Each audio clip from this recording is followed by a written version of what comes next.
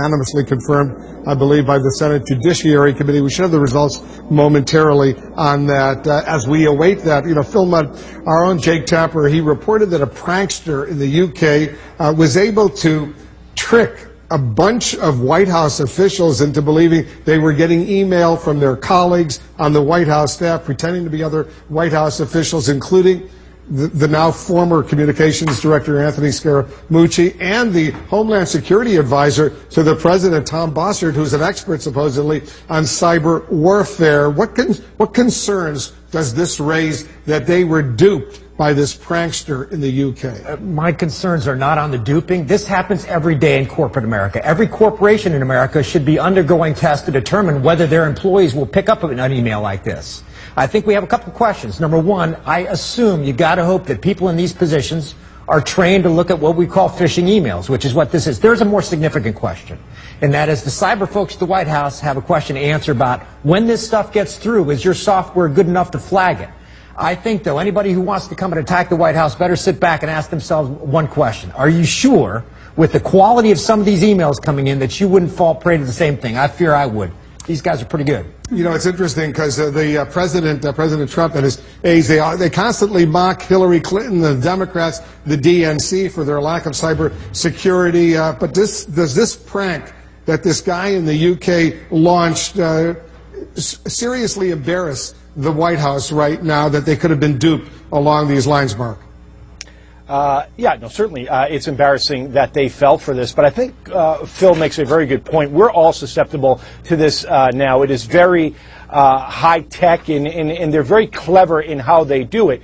But it does beg, the question: how did it actually get through the system at that point, and what safeguards are being put in place to prevent it from the future? And we should note, this didn't just happen in the Trump administration. We saw similar incidents like this happen back when President Obama was in office. So this is a greater problem, I think, and really is not a partisan one. All right, the U.S. Senate has just confirmed Christopher Wray to become the next FBI director. Overwhelming vote, 92-5. 92 in favor of confirmation, only 5 opposing. Christopher Wray, the former Assistant Attorney General under President George W. Bush. He worked under James Comey at the Justice Department as well. In private practice, by the way, he represented Governor Chris Christie during what was called Bridgegate. Phil Mudd, 92-5, that's pretty good. Great news, and I think great news for the FBI. You go back just a couple of months, remember, we had news that the President of the United States, President Trump, was going to visit the FBI. He never visited. My friends over there and others saying if he had gone there, it's not because everybody at the FBI loves Jim Comey, many do. It's because the president fired the man responsible for the Russia investigation. I think what Wray has to do is to go into an organization that's been under a lot of stress and say, look, we've got a lot of work to do. There's an opioid epidemic in America. There's gang activity the president has talked about. There's a Russia investigation. I'll talk to Bob Mueller. If I were the FBI director, keep your head down. The White House takes headshots. Go low, don't say anything publicly, and keep the business of the Bureau going. And I think the workforce will respond. Will he, he's going to be sworn in by the president, vice president, whoever swears him in. So it's probably going to take a day or so. But will he get directly involved under Mueller or helping Mueller in this whole Russia investigation? There's only one key way I think he would be involved. I'm assuming they'll talk within a day of him coming in if they haven't talked already, and that is on the technical side. When you're running this kind of investigation, think of what's happened with the president's son, for example. A lot of technical information, including emails. That requires a lot of manpower. So if Robert Mueller needs anything, he's going to go to the new FBI director and say, I need resources. Beyond that, he should be operating independently. 92-5. That's quite a vote. 92-5, Rebecca Berg. The only votes against 5 Democratic senators, Kirsten Gillibrand, Elizabeth Warren, Ron Wyden, Ed Markey, and Jeff Merkley. They voted against confirmation. But this is a vote of confidence in the president's selection of this new FBI director. Absolutely, and even more incredible, Wolf, when you consider the firestorm that the president sparked when he fired James Comey under the circumstances that he did, and the very tough pushback that he got not only from Democrats but also Republicans, and sort of this high bar that they set at that time for whatever nominee he would select. It's a pretty amazing situation that we're in to see that the president was able to pick a nominee that won such broad bipartisan support. And you know, it's amazing from a political perspective that Democrats decided they weren't going to make this a political issue, that they had enough confidence in Christopher Wray to get the job done. You know, Mark Preston, there was a 98-2 vote in the United States Senate on another issue the other day, the Russia sanctions, Iran sanctions, North Korea sanctions legislation. The president still hasn't signed that into law. What's the problem? What's the delay? Well, we're hearing from the White House that it's a very complicated legislative measure and they want to review it, which I find really interesting, because if they don't know what's in that legislation right now, or as it was going through committee and then to the House and the Senate floor, you have to wonder, what were they thinking? I do think there are a lot of people out there, specifically in Washington, who are involved in this, whether they're Republicans or Democrats, Wolf, that are wondering, why hasn't he signed this into law? Clearly, it has the full support of both Democrats and Republicans on Capitol Hill. And by delaying it, it only adds more questions than giving us answers about what the next step is going to be with Russia, specifically when we see Vladimir Putin now sending home a lot of our members who work, U.S. people who work over in the embassy in Moscow. Yeah, more than 700 Americans and Russians who work at the U.S. Embassy, Phil, or the U.S. consulates. They're being told by September 1st they're out of there, no more work for them. But the president remains silent. The vice president speaking out very forcefully, others speaking out very forcefully. Why is the president silent, not tweeting on this at all? But you stumped the chump on this one. I mean, if he's got to sign the legislation because it's a foolproof majority from the Hill. If he sends it back, which he won't, they're just going to vote him down. I think, to give the White House credit, there's an additional angle here, which we've seen in the past 48 hours. That is the Russians coming out with some pretty aggressive actions. If you're on the National Security Council in the White House, you have to be sitting out saying, are we sure we understand every implication from the Russian side as soon as the president puts a signature on there? There's got to be a lot of coordinating with State Department and the White House about what happens after the president signs. All right, there's more news we're following. Everybody stay with us. We're going to be about to get some more reaction. Today's big flip-flop over at the White House after weeks of denying President Trump's involvement in his son's initial misleading statement about a meeting with the Russians last year. Trump towered during the campaign. The White House press secretary now says the president, quote, weighed in as any father would. And Democratic Senator Chris Murphy of the Senate Foreign Relations Committee, you see him there live. He's about to join us. Lots to discuss. We'll be right back. Choose to go. Lawyer, does this new revelation create any legal problems for the Trump team? Waiting game. Vice President Pence says President Trump will sign the Russian sanctions legislation into law soon. Vladimir Putin already is retaliating. Expelled U.S. diplomats are packing up to leave Russia right now. Why has the president waited 5 days to act, and how much longer will he delay? And military options. Senator Lindsey Graham says President Trump has told him there will be war with North Korea if it continues developing missiles and nuclear weapons to hit the United States. So why is the Secretary of State telling North Koreans, quote, we are not your enemy? I'm Wolf Blitzer. You're in the Situation Room.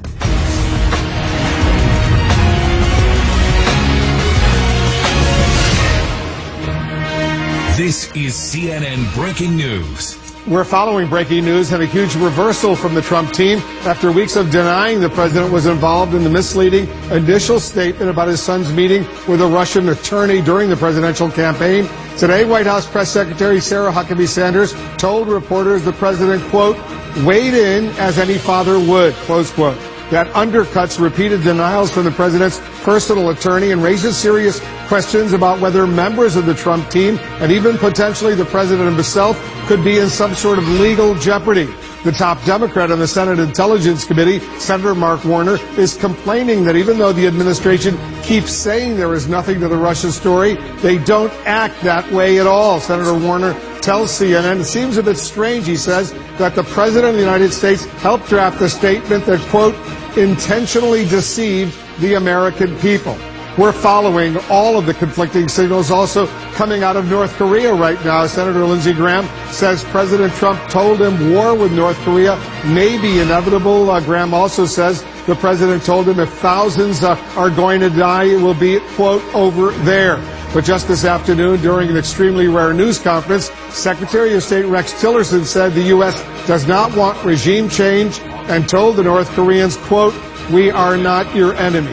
We're covering all of that, much more this hour with our guests, including Senator Chris Murphy, a key Democrat on the Foreign Relations Committee. And our correspondents and specialists are also standing by. Let's start with our senior White House correspondent, Jeff Zeleny. Jeff, tell us more about this afternoon's big flip-flop about the president's involvement in his son's initial statement on that controversial Russia meeting at Trump Tower in New York last year. Good evening, Wolf. We have heard repeatedly from the president's lawyer that the president, in fact, was not involved in shaping that initial statement. In fact, he did not know about the meeting until the New York Times was on the verge of reporting it. But today we are learning something entirely different. At the White House press briefing earlier this afternoon, White House Press Secretary Sarah Huckabee Sanders said the president weighed in. She said, like any father would. New questions tonight for the White House over President Trump's hands-on role crafting an explanation of his son's Russia meeting during the heat of the 2016 election. The president weighed in as any father would based on the limited information that he had. The White House acknowledging for the first time the president helped write a statement about a meeting that his son, Donald Trump Jr., son-in-law Jared Kushner, and campaign chairman Paul Manafort had with a Russian lawyer and 4 others in Trump Tower. Press Secretary Sarah Huckabee Sanders responding to a Washington Post report that said the president dictated that misleading statement. He certainly didn't dictate, but, you know, he, like I said, he weighed in, offered suggestion like any father would do. But those words directly contradict the president's own lawyer, who insisted Mr. Trump didn't help write the statement, saying the meeting was about Russian adoption, with no mention of accepting dirt on Hillary Clinton's campaign. I wasn't involved in the statement drafting at all, nor was the president. I'm assuming that was between Mr. Donald Trump Jr., between Don Jr., and his lawyer. I'm sure his lawyer was involved. That's how you do it. Attorney Jay Sekulow, who's representing the president in the Russia investigation, said it again and again last month on television. The president had no role. But I do want to be clear that the president was not involved in the drafting of the statement and did not issue the statement. It came from Donald Trump Jr. The statement was drafted aboard Air Force One on July 8th, as the president flew back to Washington from the G20 summit in Hamburg, Germany. Initially, the meeting was described like this in a statement to the New York Times. We primarily discussed a program about the adoption of Russian children that was active and popular, but it was not a campaign issue at the time and there was no follow-up. Yet only days later, the real purpose of the meeting became clear when Donald Trump Jr. released emails showing it was part of Russia and its government support for Mr. Trump, from officials trying to take down the Clinton campaign. The president's son replied, "If it's what you say, I love it." Tonight, it's the latest case of conflicting signals as the White House tries to move beyond the cloud of the Russia investigation. But the questions put the new White House press secretary back on defense. The statement that was issued was true and there were no inaccuracies in the statement. I think what the bigger question is, everybody wants to try to make this some story about misleading. The only thing I see misleading is a year's worth of stories that have been fueling a false narrative about this Russia collusion and based on a phony scandal based on anonymous sources. And I think that is, if we're going to talk about misleading, that's the only thing misleading I see in this entire process. Leading Republicans see it differently on Capitol Hill, where 2 investigations are underway into potential collusion between the Trump campaign and Russia. I don't know what role the president played, if any. Here's what I would suggest, that when you put out a misleading statement, it's going to be hard to convince people to stop looking at other things. And that comment there from Senator Lindsey Graham, Republican of South Carolina, echoes concern from other Republicans, Wolf, because it goes to the credibility of the White House. Now, all of this happened on Air Force One on July 8th, flying back from Hamburg, Germany. I was one of the reporters on that flight, Wolf, and it was about an 8.5-hour flight or so. And I am told by people on the flight that for a good share of it, the president's daughter, son-in-law, and a couple top aides were huddled with him in his office aboard Air Force One, crafting this statement. It went out, and then the plane landed back at Andrews Air Force Base about 8:30 or so, Wolf. 4 hours earlier, the New York Times story had already come out. And of course, in the coming days, we learned more and more about that meeting. So indeed, that happened after the G20 summit as they were flying home here to Washington. Yeah, very interesting indeed. Jeff Zeleny doing excellent reporting for us, as he always does. Let's get some reaction up on Capitol Hill. CNN's Ryan Nobles is standing by. Ryan, a top Democrat says the president's son and other top members of the Trump team have to tell their stories in person. Update our viewers. Yeah, that's right, Wolf. We talked one-on-one with Senator Mark Warner of Virginia. He's important in this process because he is the vice chair of the Senate Intelligence Committee. And he told me that if the president played any role in crafting a statement that turned out to be purposely misleading, it is a serious problem. This administration continues to say, particularly vis-a-vis Russia, there's nothing there. Yet they don't act that way at all. And what we have here is where earlier statements have said the president was not involved at all. Now it appears he actually drafted the language in a way that intentionally deceived the American people, because we clearly found that the facts were not as the president laid out, that this was a meeting that was about Russian efforts to try to influence the campaign and try to provide information about Hillary Clinton. And from Warner's perspective, this steps up the need for the Senate Intelligence Committee to hold interviews with not only Donald Trump Jr., but with Paul Manafort and with Jared Kushner, who is yet to speak to senators specifically. Listen to what he told me about that. We've got a lot more questions for people like Jared Kushner and Donald Trump Jr. that we're going to want senators involved in the questioning, not just staff. So more to come. So do you expect then Donald Trump Jr., Paul Manafort, Jared Kushner, all three of them, do you expect them in front of your committee? I don't see any way that some of the principals, and there are a series of other individuals who've been affiliated with efforts involving the Russians, they're all going to have to come and appear in person before the senators. Now, Senator Warner did not say whether or not those appearances would be in public or behind closed doors. He said that could still be negotiated. But, Wolf, it's important to point out that I asked him specifically how Senator Richard Burr, who is the chairman of the committee and a Republican, feels about this. And he said he has made it clear to Senator Burr that if these interviews don't happen, this won't be something that the entire committee can sign off on when the final report is issued. So he's left very little room for negotiating. All right, Ryan, thanks very much. Ryan Nobles up on Capitol Hill. Our Justice correspondent Pamela Brown has also been working her stories. Pamela, the story here keeps shifting, and it's significant. What are you hearing, first of all, from your sources about how that first statement attributed to Donald Trump Jr. was crafted? Well, we've learned, Wolf, my colleagues and I have spoken with several people familiar with the statement's crafting, and we've learned that even before the G20 summit, both Jared Kushner's team and Don Jr.'s legal team felt the strategy should be a detailed account about the Trump Tower meeting with the Russian lawyer. And then it appears the plan changed aboard Air Force One on the trip back from the G20. Now, the degree to which the president was involved, what exactly he knew at the time, and who else was involved in this initial misleading statement varies depending on who you speak with. We've been told that some of the president's closest aides, as we heard Jeff Zeleny report there, helped strategize on this response. Now, as we have previously reported, anyone involved in crafting this statement, including the president, could have legal exposure in the special counsel probe into Russia's interference in the election. So I can bet, Wolf, that Robert Mueller, who is, of course, leading that probe, is very interested in and who is crafting this statement. All right, I want you to stay with us. I want to also bring in our other specialists. And Phil Mudd, your reaction to these latest developments, because these twists and turns are dramatic. Well, in some ways, they're not twists and turns. Let's go to the start of the administration. We have an administration that hates leaks. Let me give you two kinds of leaks because you're going to hear a lot of confusion about this. One is a leak that reveals national security information, for example, operational information about ISIS. The second is a leak that is not national security but is highly embarrassing. We started down this path with a leak that revealed that General Flynn had misled the vice president about his conversation with Russia.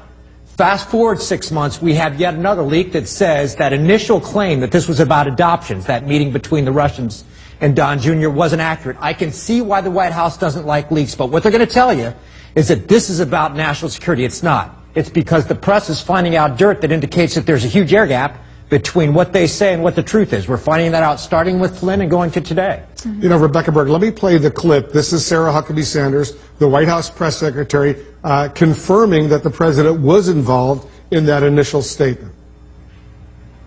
The statement that Don Jr. issued is true.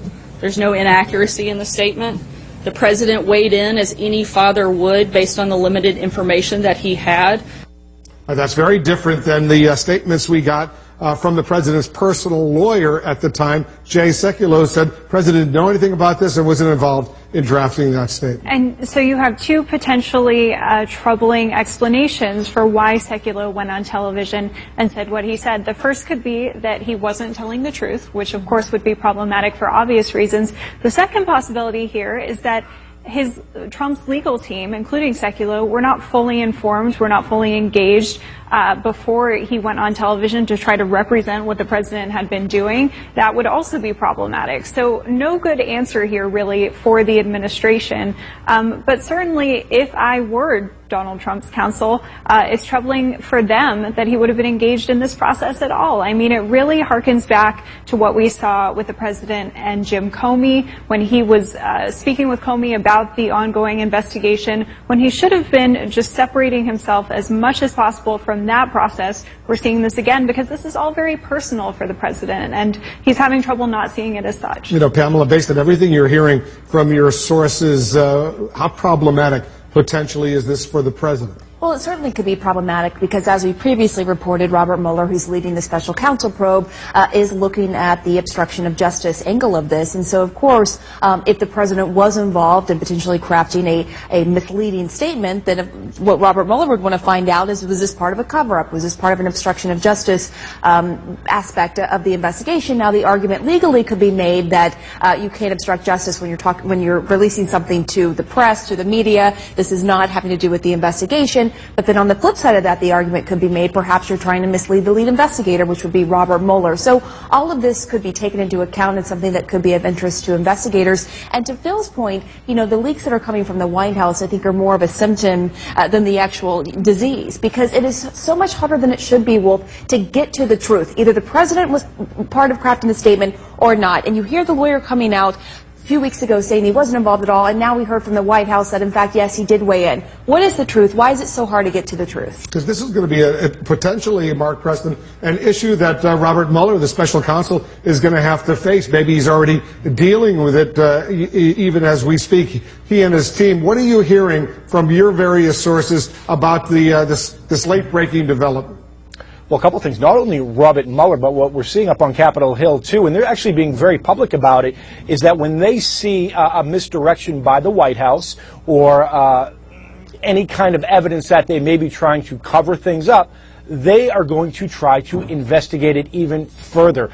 I really do think that this is damaging, not only for the president when it comes to this issue, this specific issue component of the Russia investigation, but anything going forward, because if you are Robert Mueller, if you are the investigators on the Senate Judiciary Committee or the Senate Intelligence Committee or the House Intelligence Committee, it's just going to force you to think even deeper about what else they may have tried to misdirect on. And that is a very precarious position to be in if you are President Trump, specifically when we saw him, Wolf, say just a few weeks ago, basically sent out a warning to Robert Mueller saying, you better not look into my family's finances. Again, all you're doing is baiting Robert Mueller to do that.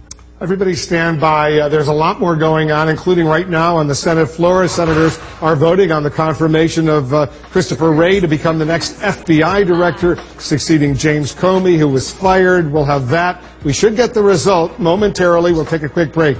We'll be right back. Aaron Burnett out front. Stories that matter. You've got the money and you've got the passion, but how do you actually make a difference? From the people making headlines. Did you? Your book, the subtitle is A Rejection of Destructive Politics and a Return to Principle. You just talked about some of the principles that you think conservatives need to get back to. Let's talk about the rejection of destructive politics, because you're quite critical in the book, and also you have been critical in real life about some of the things that President Trump has said.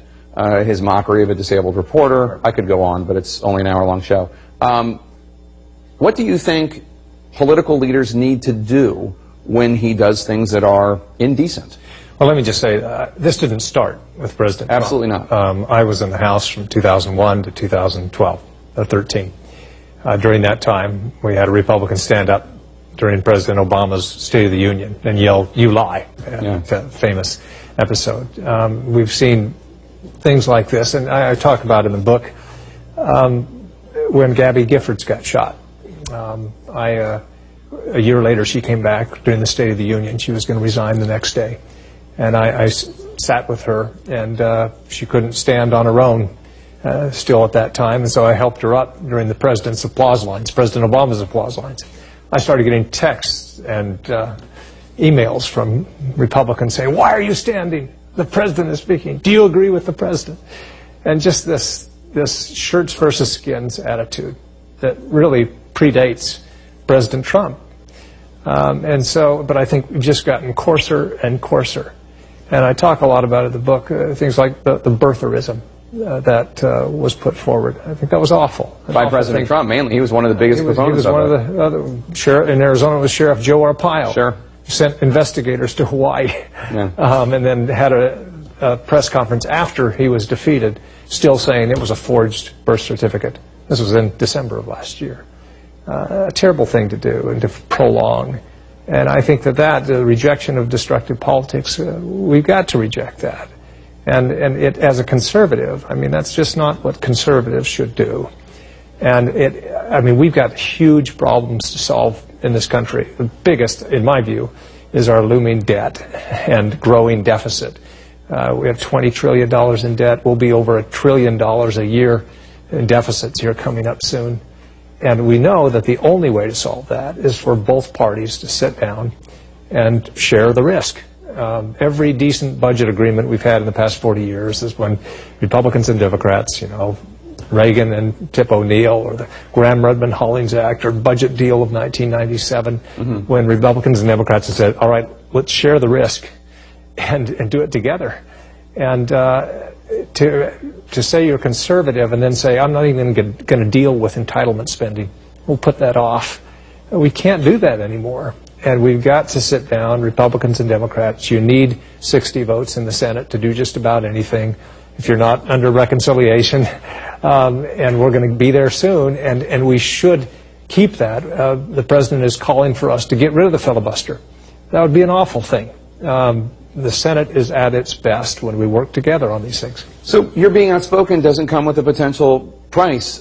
President Trump has reportedly been talking with people about getting challengers, Republican challengers, to run against you. Politico's reporting the White House officials have met with at least 3 possible primary challengers against you. You're running for re-election next year.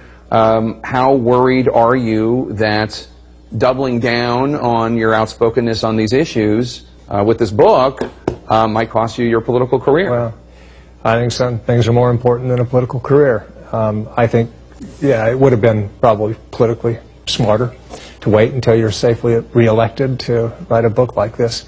But then it wouldn't mean as much. If you don't have anything to risk politically, it doesn't mean as much. And I felt that it was important enough to stand up and write this. And so I've done it. And there are critics out there on your left who say, talk is cheap, writing this book is one thing, what are you going to do about it? What are you going to do? Well, like I said, I've reached across the aisle. I've worked on the so-called Gang of 8 when I first came to the Senate. On immigration spent a lot of reform. time. Yeah, and we're going to have to do that. We're going to have to sit down together. I partnered with Tim Kaine to do a bipartisan AUMF, authorization for use of military force. To prove that Republicans and Democrats can get along, I marooned myself on an island with Martin Heinrich, a Democrat senator from New Mexico, to rival survival, to show that Republicans and Democrats can get along. If and you worked with Democrats on Cuba, too, with the Obama administration. I have. And I have agreed with President Obama on Cuba policy. I've disagreed with this president. And one thing that I should point out, too, I came to Congress, in 2001, disagreed with President Bush on No Child Left Behind, prescription drug benefit, disagreed with him for 8 years on Cuba policy, and yet a couple of months ago he came to Arizona and did a fundraiser for me because we agreed on most issues and worked together on most issues. We've got to get away from this attitude that you have to agree with the president and that a senator should be a rubber stamp for everything the president wants at all times. I will agree with this president when I think he's doing conservative things and doing decent things. and I'll oppose him and speak up when I think that he isn't. And I think that's what Arizona voters expect me to do. The book is Conscience of a Conservative by Senator Jeff Flake. Thanks so much for being here. We really appreciate it. Don't go before you sign my copy. Thanks so much, Senator. Coming up, a big election, and now opposition leaders snatched from their homes in the dead of night, rampant violence, and more chaos in oil-rich Venezuela. We're going there live. Stay with us. Choose to go. So in response to that, the acting administrator of the Drug Enforcement Agency sent an email to all of his agents that reads, in part, "In writing to you, I seek to advance no political, partisan, or personal agenda, nor do I believe that a special agent or task force officer of the DEA would mistreat a defendant. I know that you would not, so why do I write? I write to offer a strong reaffirmation of the operating principles to which we as law enforcement professionals adhere. I write because we have an obligation to speak out when something is wrong. That's what law enforcers do." I'm Brooke Baldwin. Thanks for being with me. The Lead with Jake Tapper starts now. A major admission from the White House just now. President Trump, quote, weighed in on that misleading statement from Donald Trump Jr. about his meeting with the Russians. The Lead starts right now. Amid all that, one lawmaker's searing indictment of his own party, Senator Jeff Flake speaking his mind and then some, railing against President Trump, saying his GOP colleagues are in denial. But will Flake's words lead to any real action? Senator Flake will join us live this hour. Two potentially explosive crises overseas. One, a stark warning of war, as Senator Lindsey Graham paints a terrifying picture of the dwindling options with a nuclear North Korea. Then, what in the world is Russia up to near the border of several NATO countries, and why is Putin stockpiling so much military gear there? And then, is this the ultimate fake news tale? A new lawsuit alleging the White House may have helped concoct a huge fake news story along with Fox News, exploiting crackpot conspiracy theories and smearing a young murdered DNC staffer. But can the details of this lawsuit be believed? This is CNN Breaking News. Welcome to The Lead, and we begin with breaking news in our money lead from Wall Street. Let's take a live look at the big board where the Dow Jones Industrial Average closed just shy of an all-time high of 22,000. The Dow, as well as the NASDAQ and S&P, has hit record highs in July despite turmoil in Washington and international tensions.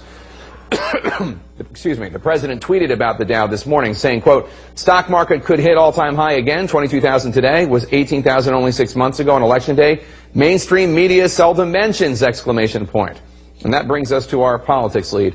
In the former Soviet Republic of Georgia today, Vice President Pence promised that President Trump would sign into law very soon the tough new sanctions on Russia that Congress passed overwhelmingly and delivered to the White House last Friday.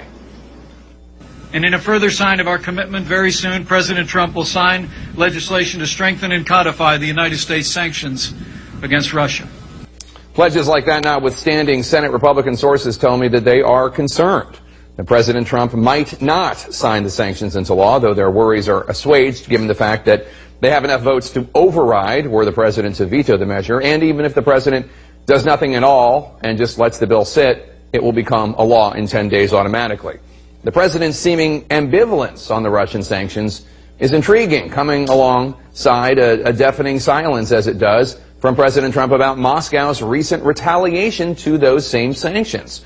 President Vladimir Putin's order that the U.S. eliminate 755 staffers from the U.S. diplomatic mission there, the most aggressive move by the Kremlin against Washington since the final years of the Cold War. In the past few days, since the move by Putin, the president has had plenty to say about the news media, about Republican senators, about Democratic senators, and more. But the president has had nothing to say publicly about Putin or that move.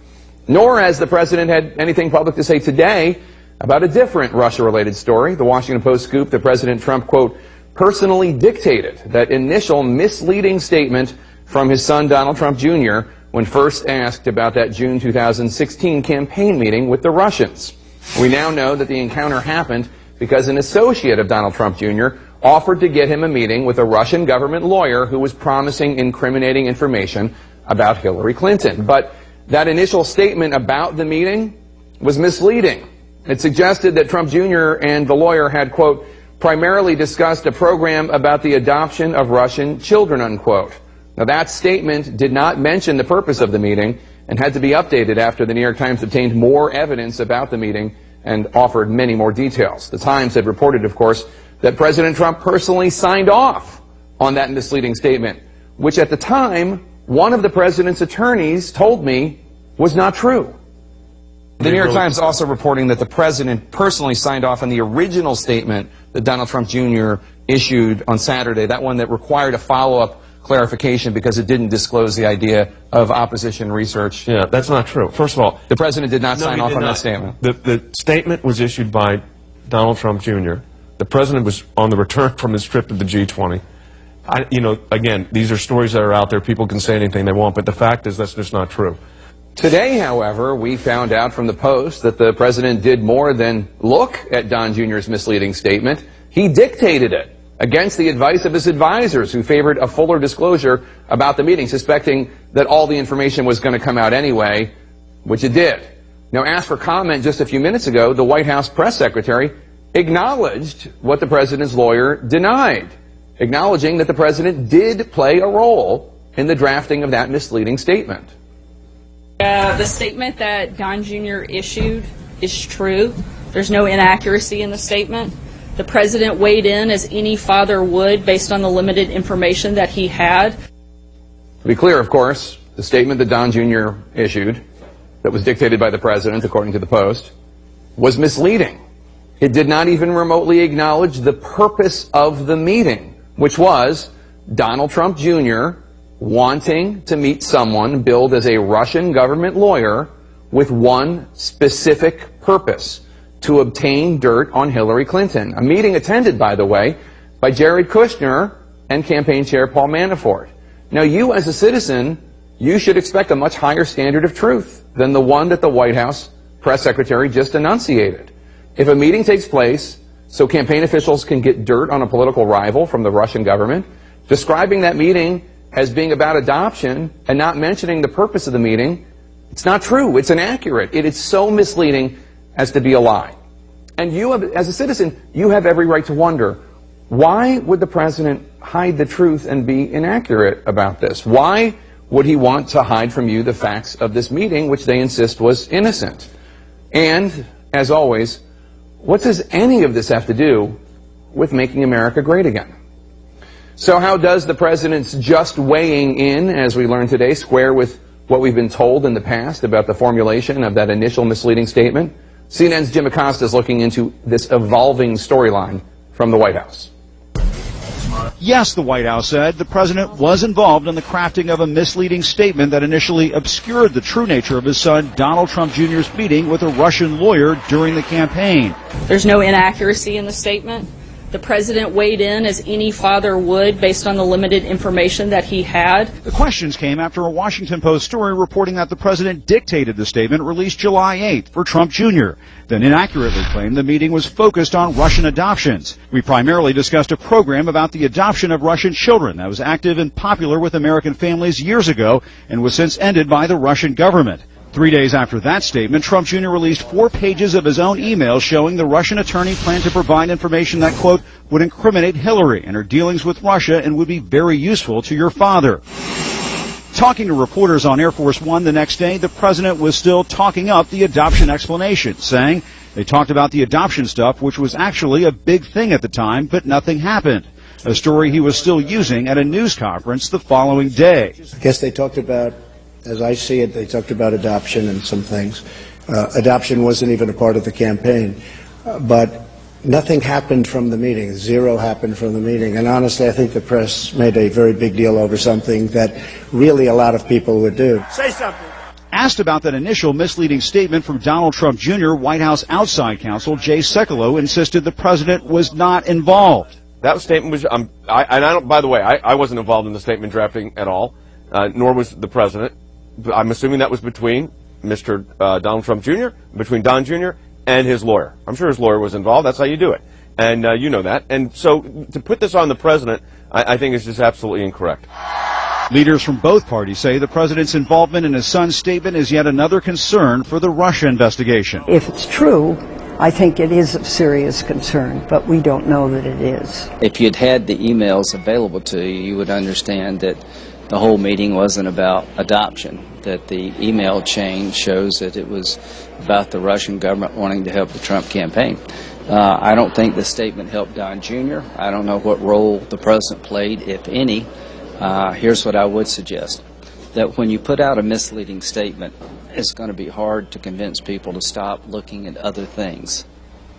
The other big question lingering here at the White House is whether the president would sign a bill that would limit his ability to ease sanctions on Russia. Today, the White House said the president would sign that legislation. Congressional leaders were not very concerned the president would veto the bill. The measure has enough support in Congress to override any veto. And Jake, getting back to Donald Trump Jr.'s statement, for all of the talk about the new chief of staff here bringing order and discipline to the White House, there's another thing that's in short supply over here, and that's honesty. Jake? Jim Acosta, thank you so much. Let's turn now to Republican Senator Jeff Flake of Arizona, whose new book is rattling more than a few cages today. It is titled Conscience of a Conservative, A Rejection of Destructive Politics and a Return to Principle. Senator, thanks so much for being here. I have a different Conscience of a Conservative book at home by Barry Goldwater. Like that one. Barry Goldwater. It looks a lot like this one. Obviously, the content very different. Congratulations on the book. Well, thank you. I want to get to that in a second, but first, let's start with this news. The Washington Post reporting and the White House confirming that President Trump played a role in drafting this initial misleading statement about Donald Trump Jr.'s meeting with the Russians. What's your reaction? I was surprised to hear that, but I know that the committees of jurisdiction, the Senate Intelligence Committee on a bipartisan basis is looking at this, as they should, and I'm sure Bob Mueller and others will as well. So, but it was a bit of a surprise. Well, what about the fact that you have the president's lawyer going out there and telling people he did not play any role at all in the drafting of the statement, and now we're told that he did, and then also just the issue of the fact that the statement was misleading. It said it was just about adoptions, when obviously we know, as Lindsey Graham just said, that the purpose of the meeting was to get dirt on Hillary Clinton. Does this White House have a huge credibility gap? Well, I would agree with Lindsey in that regard. It's tough to tell people not to look elsewhere if they don't believe that you're giving the full story. But we'll leave it to the committees of jurisdiction. I'm glad we have a bipartisan committee looking into this, the Senate Intelligence Committee, and they're committed to do it, and others are as well. So, Sarah Huckabee Sanders, White House press secretary, was asked today if the credibility gap, these transparency and honesty issues, were hurting the Republican agenda. Take a listen to what she had to say. I think what's hurting the legislative agenda is Congress's inability to get things passed. What do you think? Well, that's a pretty fair criticism. First and foremost, it's our responsibility to pass things. We, I think, have reached the limit of what we can do on health care with just our party. And so we're going to be reaching across the aisle, and perhaps we should have started that way, but that's where we're going. What do you think of the new Chief of Staff, retired Marine General? I'm glad he's there. I think it's been a good start, and obviously the measures that have been taken so far, I think, will give us more confidence that we'll see a little less chaos over there, and that'll help. That'll help. Let's turn to your book. You have a comment in here which was really fascinating. I mean, there's a lot of criticism about the president and his behavior and how Republicans, conservatives specifically, have dealt with him. At one point you write, quote, "To carry on in the spring of 2017 as if what was happening was anything approaching normalcy required a determined suspension of critical faculties and tremendous powers of denial." It's a pretty strong thing to say. Yeah. What do you think Republicans, conservatives, Americans should be doing? Well, there are two parts of conservatism. The first, I would argue, is policy. We've always adhered to limited government, economic freedom, individual responsibility. Barry Goldwater in 1960 felt that the party was straying from those principles, and that's why he wrote the original Conscience of a Conservative. I think we're facing a similar crisis now, where we've kind of, as Republicans, taken up an unfamiliar banner that this populism and in some cases xenophobia, anti-immigration, protectionism. That's not familiar to us, and I don't think that is a governing philosophy. So on the policy side, I think we have an issue. But also, being conservative means, particularly in foreign policy, that you're steady and that you're measured in your use of diplomacy and force and predictable, and that we embrace our allies and recognize our enemies. And that, I think, has been lacking, and I'm concerned about that. I've heard from many Republicans on this show and also just talking in the green room who think that, in fact, the president's point of view is embracing our enemies and giving the stiff arm to our allies in a lot of ways. Well, for those of us who were raised, in the Cold War and having the Soviet Union and now Russia adopting some of the same attitudes as the Soviet Union, when that was the existential threat, and now to be seen as being more friendly or more trusting, and to distrust our own institutions of government, our intelligence communities, just seems foreign to us. And I think it should seem foreign to us. And I think we need, when we see that, to speak up more often. Senator, stick around. We're going to take a very quick break. When we come back, we'll talk more about your book. Stay with us. Aaron Burnett out front. Stories that matter. You've got the money and you've got the passion, but how do you actually make a difference? From the people making